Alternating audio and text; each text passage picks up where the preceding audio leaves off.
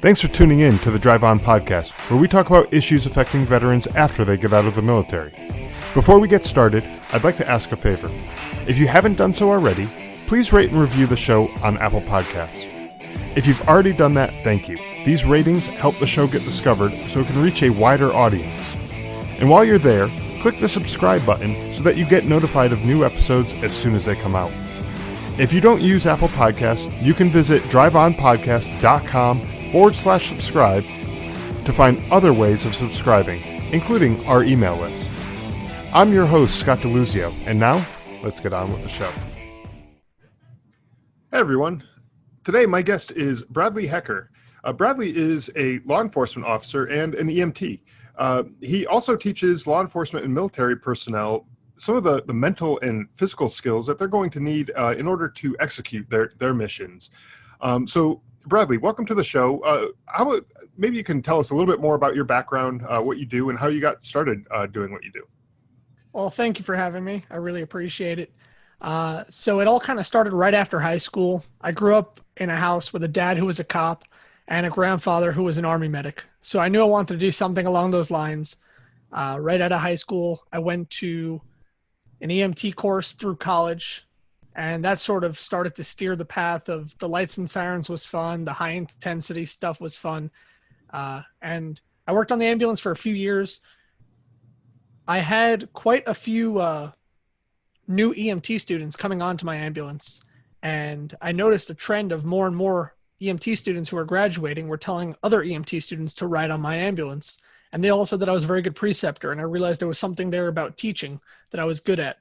So I started teaching EMS, and while all that was going on, I finally got the call from the state law enforcement agency that I work for saying, hey, come on down, start the process. And I went forward through the process, and fast forward now, I actually, I'm an EMT still. I actually am the team medic for a special unit that I serve on with my law enforcement agency.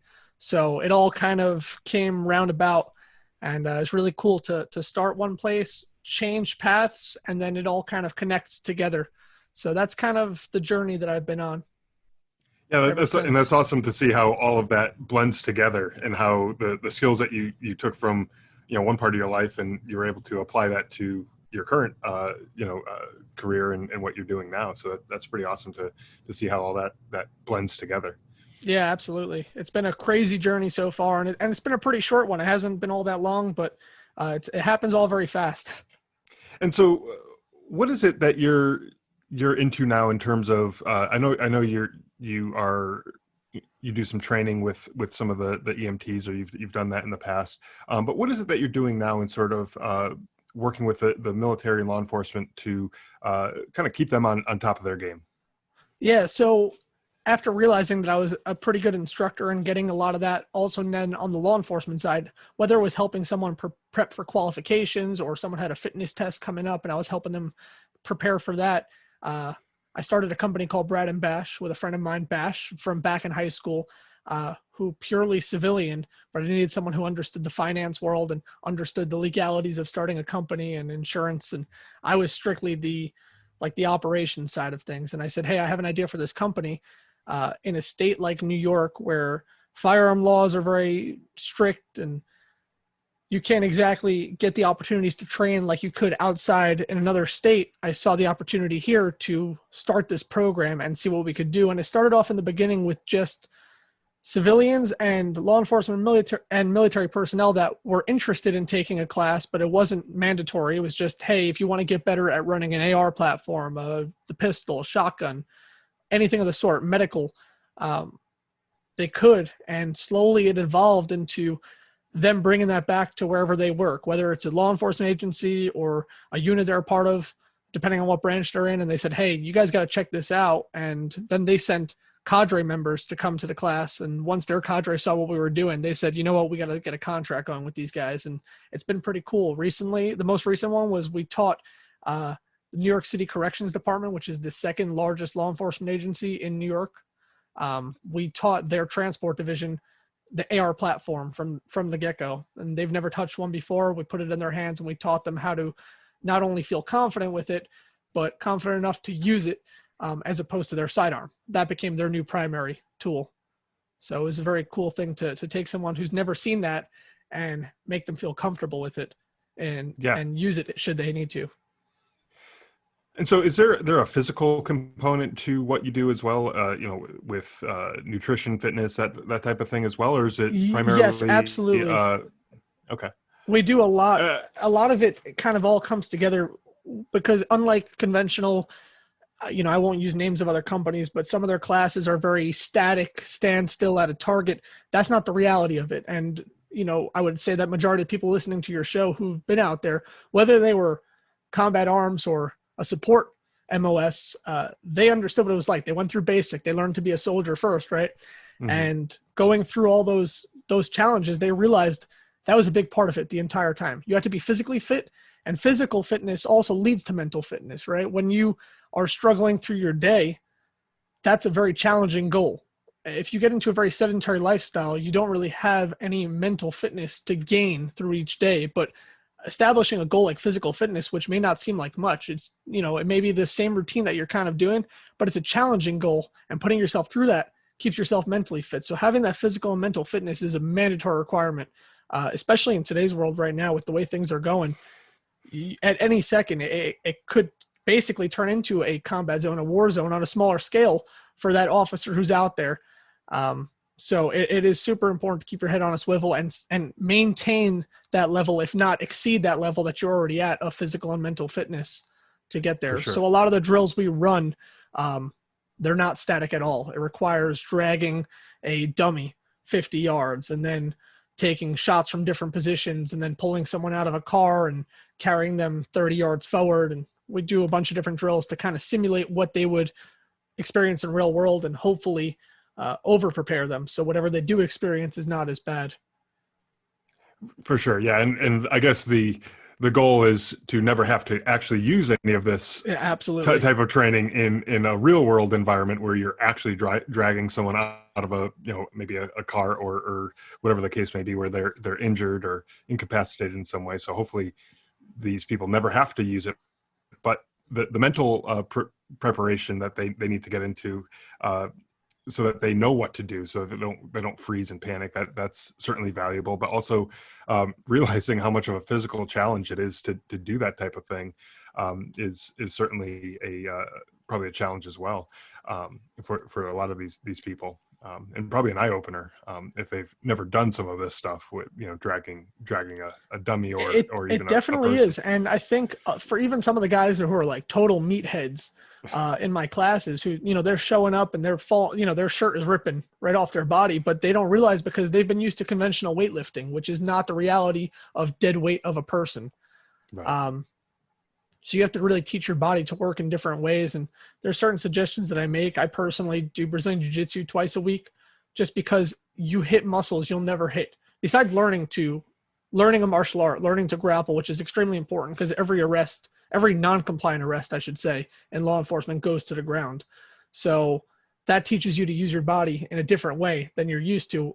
And obviously it's a major part of fitness. My first few months in Brazilian Jiu-Jitsu, I was so sore because I've never experienced muscle soreness in that way. Right. Yeah. And from what I understand too, is that like you said, they're using muscles that you just don't typically use in those types of movements when you're on the floor and doing jiu-jitsu that way too. So a lot of the listeners of this show are veterans, and I kind of want to circle back to some of the fitness aspect of it, and because when you're in the military, there's a big effort, probably very similar to law enforcement. There's an effort to keep folks in shape, but after you get out of the military, you sort of have to rely on your own willpower. People can come up with all sorts of excuses, like they just can't find the time or they can't afford a gym membership, things like that. So what advice do you have for people like that who might be in that type of situation? I think the most difficult thing is once you find yourself in that situation, the longer that you're there, the easier it becomes to find those excuses, like you just mentioned. Whether right. I can't find the time or I can't afford it, there's always a way. When you want it bad enough, there's always a way to get whatever you want. And physical fitness is something that, look at quarantine right now. How many gyms have been closed across the world, at least this country alone? And people are making it work, and you're finding different ways. The most important thing I would say is if you're not motivated enough and you were kind of reliant on whether it was a, NCO who was on you about physical fitness, or find that battle buddy, right? That was the whole thing that kept you going then. You relied on your battle buddy and they relied on you. Find someone in the outside world. And if necessary, I think it's even better to find someone who is in that same lifestyle that you were in, because they'll understand it. A lot of people are not going to understand not having the motivation, or not understanding why they can't get someone motivated the same way a drill sergeant could in basic. Right. That's a very intimidating thing. And most people don't understand that mentality, and they need that extra push. And it's not wrong to need that extra push. It usually is why people are shaped in such a disciplined way after that. And once you fall out of it, because slowly they start to give you that freedom. And once you have your own true freedom, right, you get that DD214, and now it's you're on your own again. Right. It becomes very easy to, you know what, I just got out a week ago. Why would I work out right now? I want to enjoy myself a little bit. I want to start drinking beer nonstop. I get it. So it's very easy to find yourself off that route. And I would say the battle buddy is probably the number one option to keep yourself motivated.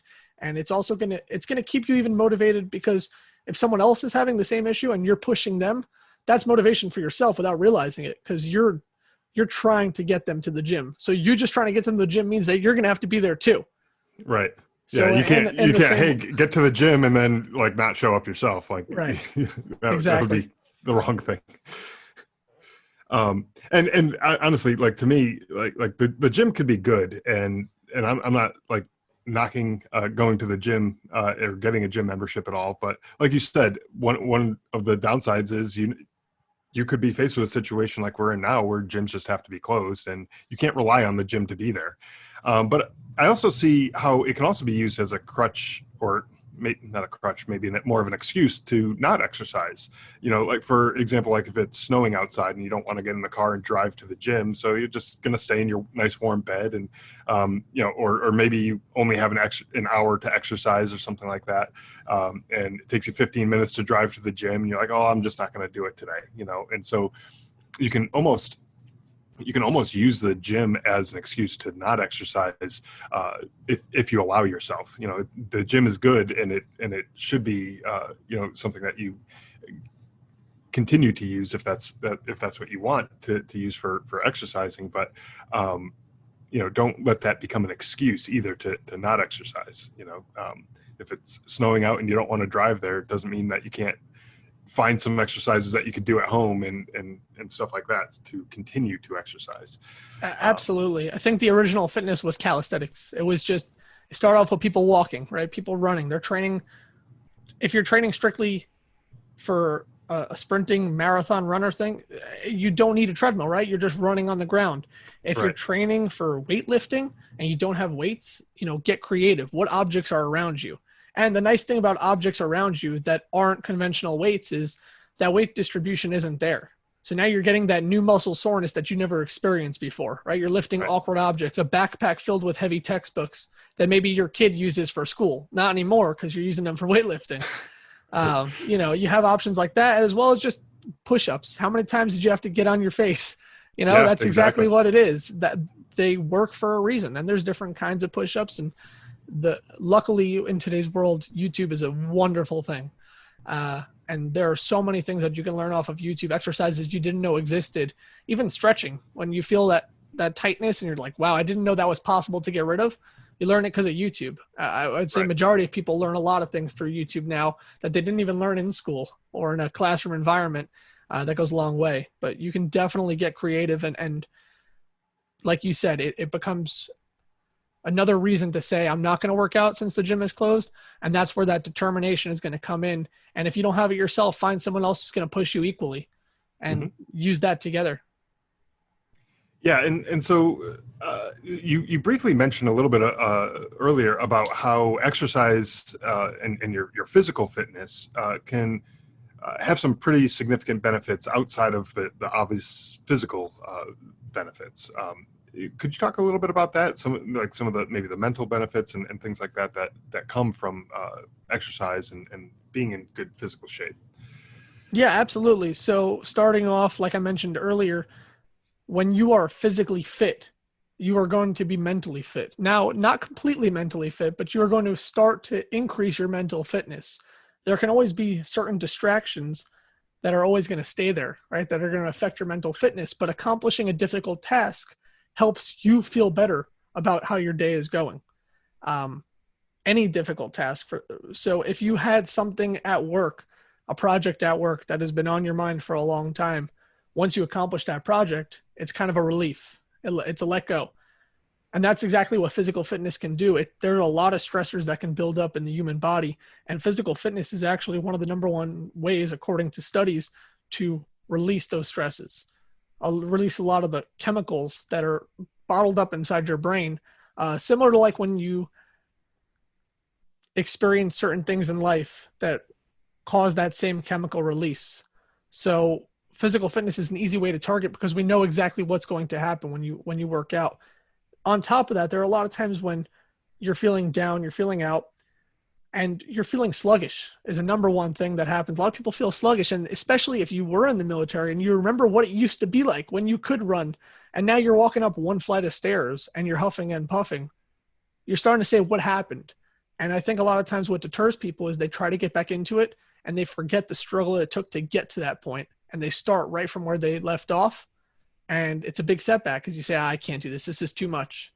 Set those small goals, and those small goals will add up to where you were at. And along the way, each one of those small goals that you accomplish are another thing that make you feel better. And feeling better leads to that better mental fitness. For sure.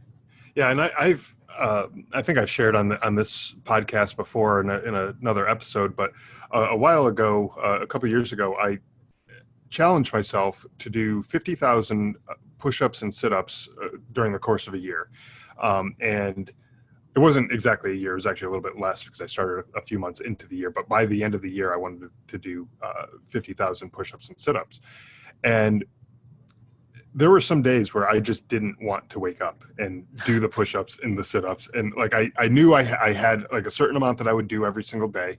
And I did the math out, and like by the end of the year, I would be good to go if I did that much. But if one morning I decided to wake up and just not do it and just skip it, I knew it would be impossible to hit that goal without doubling up the next day or, increasing what I was doing the next day. So I did it. I woke up every single day. I did the push-ups, I did the sit-ups, and it was a small little achievement that I made that day towards the bigger picture of hitting this big goal of the push-ups and sit-ups at the end of the year. And to me, each day that I did it, like, yeah, I woke up feeling like, crap, I don't want to do this. But after doing it, I felt good that I accomplished something. And it was just that little thing. I mean, it was, I think it was like 150 of each, 150 sit-ups, 150 push-ups each day. And it was at first pretty difficult for me to do because I hadn't really done very many push-ups or sit-ups at that point, but it started getting easier over time. And it just became that accomplishment that I hit early on in the day. And then I hit the rest of the day running with knowing that I can accomplish anything I set my mind to. Even these difficult things or things that I just didn't want to do, I could sit down and actually do it because I gave myself that confidence by doing that. So that's kind of like what you're saying. Yeah. It's absolutely that. It's exactly that. And on top of that, tell me that those days where it was a struggle to start off, but you finally got that over with, didn't feel better than days where you woke up feeling great and said, you know what, let me bang these out and get them over with. It's a totally different feeling. Yeah, absolutely. And yeah, because you would wake up and you have that sluggish feeling like I just want to hit the snooze button. I want to keep sleeping for another hour or whatever it was. And then you force yourself to get out of bed, and it sucks, and that doesn't feel good while you're doing that. Like I get that, but afterwards, when it's done, the energy is flowing. I'm up, I'm moving, I'm ready to go. It's early enough in the morning that I'm up before my wife, my kids, and things like that. And so the day I was just hitting the ground running, starting off my day that way. And it really helped me, help my mental state that day too. And it was so much better to actually be able to achieve those types of Absolutely. And the things. physical fitness side of it, when you're working out that consistently, your body's going to fall into a rhythm. It's going to want to sleep. A lot of people who have trouble sleeping, and that's why they have mental issues. Mm-hmm. When your body forces you to fall asleep, right, it starts to fall into a schedule. You're getting true sleep, right? You're hitting REM cycle sleep, which is super important. So when you're hitting that, you're waking up, you're forcing yourself up, you fall into that cycle. And when you're getting proper sleep, you're getting proper nutrition. Another big part of it, a lot of people hate that part of it. You can't just lift weights and eat junk and expect to get results. But when you keep the nutrition, the sleep, and the working out is there, your mental fitness will be through the roof. It's incredible. And then once you're at that point, what you can accomplish mentally that's the biggest blockade is pushing through that part. It's not the physical part, right? Your body can go a lot further than your mind can. Right. So once you get Yeah. into that rhythm, it's amazing how far you can get. Yeah, absolutely. And there was a Navy SEAL a while ago, and I'm drawing a blank on his name. I'll try to look that up later on. But he had what he called the 40% rule, and what that was is when your mind has told you, I've had enough, I quit, I'm done. Maybe you're lifting weights or maybe you're running or whatever, and you're just, your body feels like it's smoked and it can't do anymore. What his theory was with this 40% rule is that you've only done about 40% of what your body is actually capable of doing at that point. And of course, that number varies person to person. Someone might be a lot more resilient and can push themselves a little bit further. But for the average person, they've really only done about 40% of what their body is actually truly capable of doing. It's really just your mind getting in the way and screwing you up that way. So Yeah, absolutely. That can't be further from the truth. That is majority of the time why people give up, is because they just physically don't feel, oh, this hurts, I can't keep going. But you can. And that's absolutely correct. And I even saw that in my own life. The first time I ran a half a marathon, to me, I never ran that far before. And so it was sort of this big daunting task to move myself that 13 point whatever miles. And when I got, when I got about like 8 or 9 miles in, I was like, I don't know if I could keep doing it, and I got another 4 miles left, and I don't know that I could keep going. But then I started taking a look at it as like 1 mile is easy to run. And so I just took a look at it as 1 mile at a time. Yep. And I could just, okay, I ran that mile. Now I'm just going to do it one more time. I'm just going to go run 1 more mile. That's it. And then I'm just going to run. You can always do one more. That was a big thing. When I went through the police academy, that was a big thing. One of the cadre members kept saying, he said, all you got to do is one more push-up. Maybe it's 25 times, maybe it's 50 times, but it's only one more. You can always do one more. Right. And that mentality, it really can drive you. It certainly could. Yeah. And like you're saying, like push-ups or something like that, like one push-up is not impossible to do. Anybody could do one push-up. That's it. Exactly. Right. And you could push yourself to do that.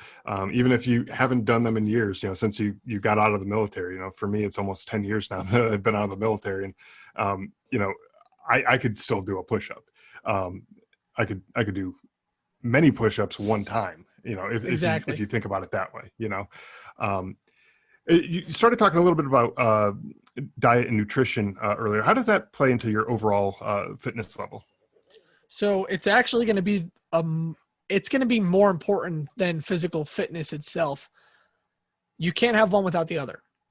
But when it breaks down to percentage, it's somewhere around 80% nutrition, 20% physical fitness is the breakdown for a healthy lifestyle. Because you'll see there's many people who don't work out, but they're in fairly good physical shape. And that's just because they're giving their body the proper nutrition it needs and nothing more. It's right. And it's so easy in today's world because it's cheaper and it's more convenient to get a lot of fast food, to get a lot of processed food, sugar. It's readily available. And the healthy stuff is usually more expensive, or it's a little bit more out of the way. Or if you're in a rush, it's easy to grab a quick burger from a drive-thru than it is to make a salad. And I'm not a salad person at all. I don't enjoy salads. So I find other ways to get that same nutrition that I would need in a healthy way of doing it.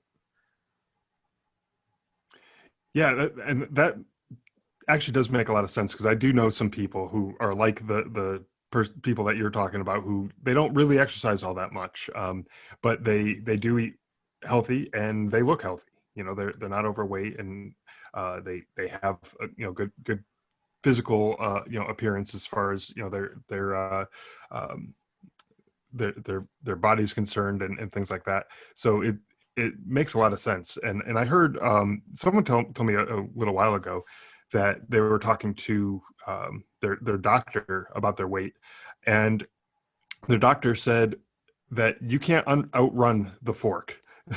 Like you can exercise all you want, but those calories, you can easily eat more than you could possibly burn off by running, unless you're just constantly running or swimming or whatever the case may be.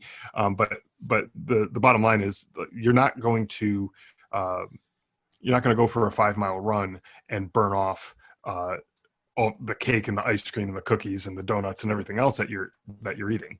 It's absolutely true. A calorie is a calorie, and where you get it from is not going to make the difference. But a donut that contains 1,000 calories, and celery, which is almost negative calories, you burn more calories chewing it than you do gain anything from it. So you can see how much food you can actually eat. So for someone who says they like to eat a lot, you can put a lot of food into your body in one day, but putting the right food, which is low calorie, but the proper nutrition, the proper macros that you need, are going to set yourself up for success.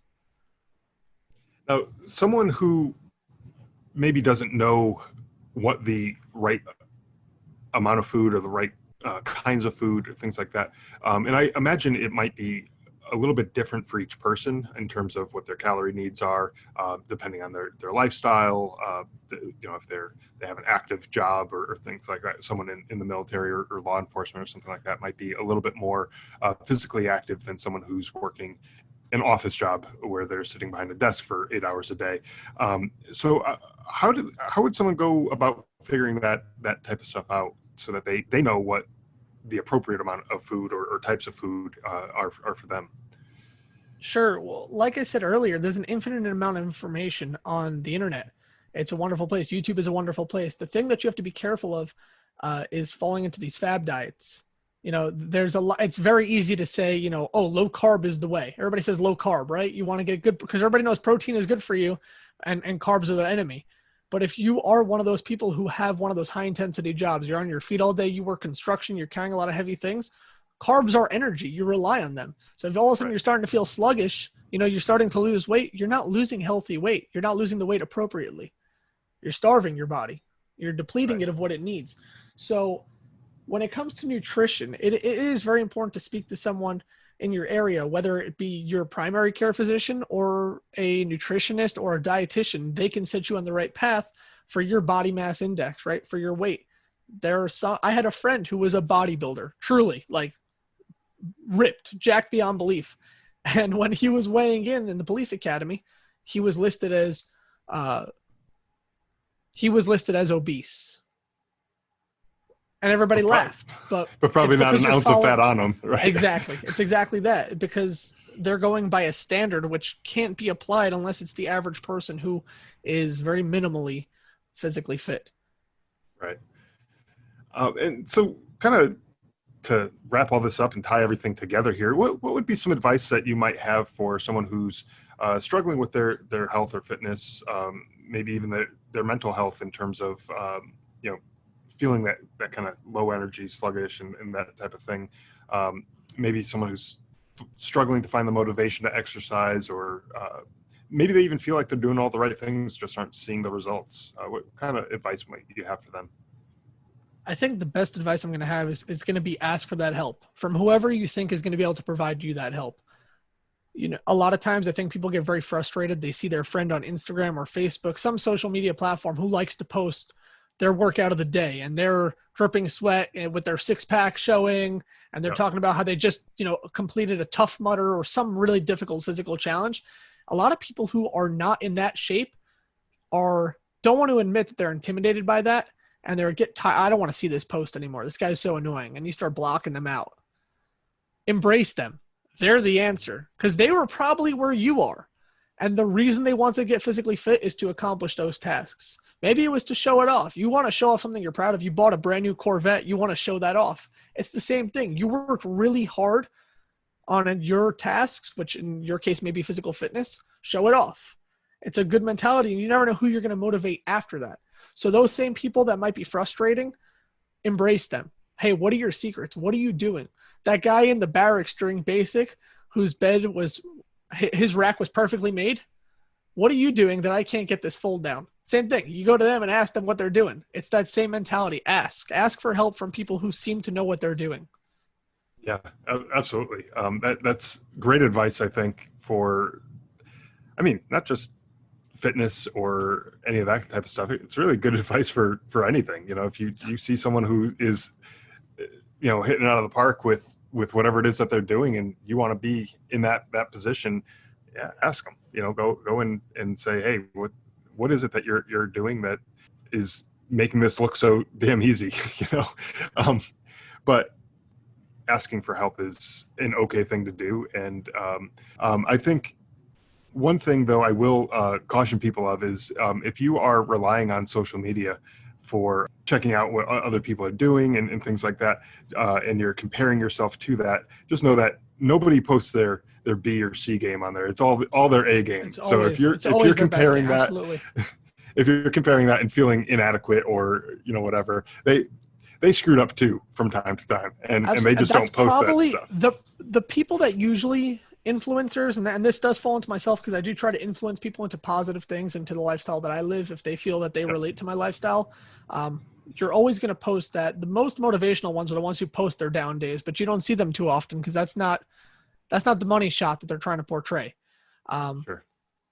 So keep in mind, like you said, that they're never going to post, or very rarely are they going to post what they're going through. But when you see shows like The Biggest Loser, where you're seeing the before and you're watching the journey, those are the ones that truly are looking to motivate you because they want to show you they've been there and they understand what you're going through. Yeah, and they've definitely been there, and they know what's going on. So so you mentioned your company, the company name, the Brad and Bash company. Is before we wrap up, do you want to tell people where they can find more information about what it is that you do and the services that you offer, or how to get in touch with you? Yeah, absolutely. The best way to reach out to us in today's world of social media, our Instagram is our number one thing. It's at Brad and Bash. That's BRADANDBASH. You can also visit our website, bradandbash.com. If you're interested in anything related to firearms, medicine, tactical training, it's all right there. We have classes that we travel around the country doing. We do them mostly in the tri-state area, but we do go down south towards Florida. We've done some stuff in Texas, and we pop up regularly. So if you're a part of an organization that's voluntary or it's a government organization, you're interested in having us come out and teach whatever it is. Our cadre members vary all across, from military, law enforcement, special units, SWAT teams, some Rangers that we have. So there's a lot of guys with a lot of different experience from different areas that we all try to bring together a program that's best suited for what you're looking for. And that can include physical fitness if necessary. We do have some certified trainers on our staff. Wonderful. So I'll have links to all of this in the show notes, so anyone who's listening can find it there, and it'll be there. After this episode is posted and long after, so you can always come back and find it through the show notes there. So thank you again for joining me. Really enjoyed the conversation, enjoyed the advice that you had, and I think this type of stuff can really help some people out. So thank you for joining us. Thanks for having me. Thanks for listening to the Drive On Podcast. If you want to check out more episodes or learn more about the show, you can visit our website, driveonpodcast.com, or on Facebook, Twitter, and Instagram at Drive On Podcast.